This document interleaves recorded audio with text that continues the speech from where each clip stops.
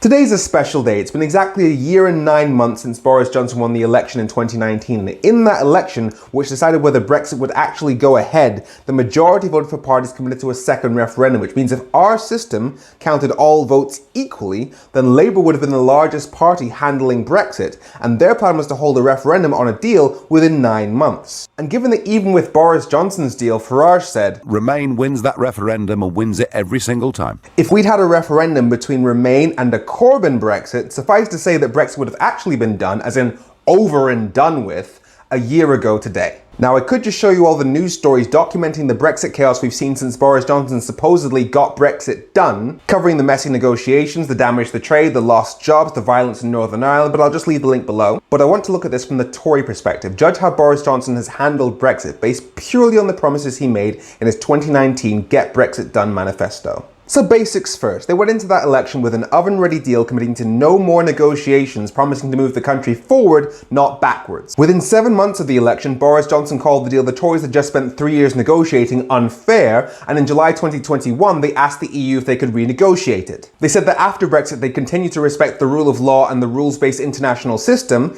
Then, yes, this does break international law in a very specific and limited way. They promised the NHS would never be on the table in any post-Brexit trade negotiations, then voted against an amendment to legally take it off the table. They said they wouldn't compromise on the environment in trade deals, but then when negotiating with Australia, they dropped the clauses around global warming targets because Australia didn't want them in there. They said there'd be fewer lower-skilled migrants, and okay, we've lost thousands of HGV drivers, which the Tories considered to be low-skilled migrants, even though they've now had to literally lower their skills to get more Brits into the job. And they did that to deal with the shortages of food, drink, and medical equipment, but technically that is a kept promise. And we will ensure the British people are in control? No. The Road Haulage Association and the British Poultry Council have both said we need to make it easier for EU citizens to come and work here, and the government has just said no. They promised that Brexit would restore confidence and certainty to business. Okay. It's about British citizens taking up citizenship in other countries, because their career opportunities are so limited compared to what they were. Now, paperwork requirements are higher, but also there's a lot of uncertainty with the shipping companies that we're using as to what documentation you do and don't need. Yeah, so we've been getting parcels delivered into the local depots, being brought back. The vans and the lorries have been getting stuck just, I think, is at Dover or Cali for about 24 hours to 2 days, 3 days, I think. What does that do to life catch like this? Dead.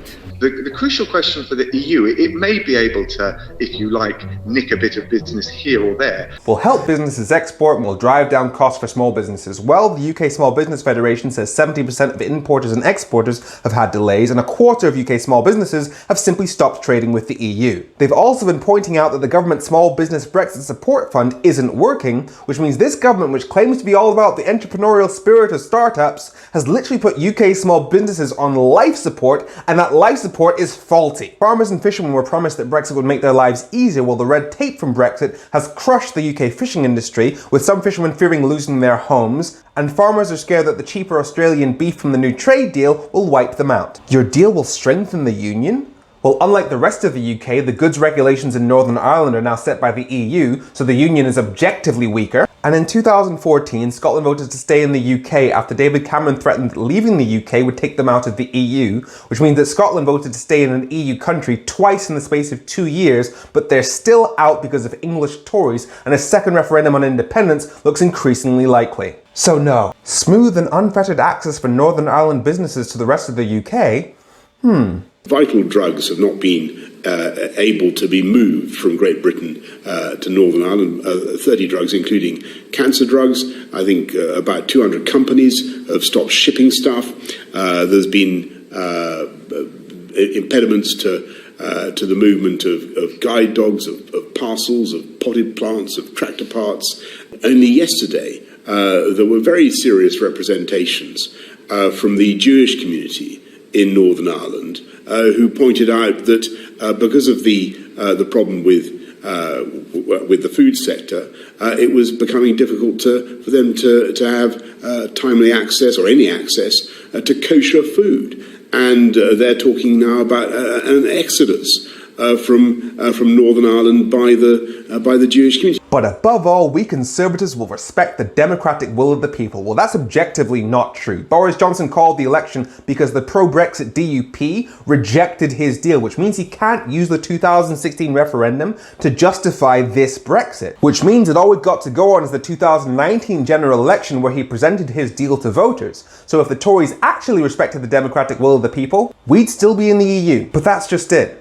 The Tories need us to believe that they're just carrying out the will of the people, because if this country really understood in our bones that we did not consent to the Brexit that's being inflicted on us now, because if all votes had counted equally, we would have been done with Brexit a year ago, then we'd know that every single bit of damage I just mentioned isn't covered by the noble idea of democracy. It's just the Tories hurting us. But even if this had a shred of democratic legitimacy, it still begs the question, is Brexit done yet?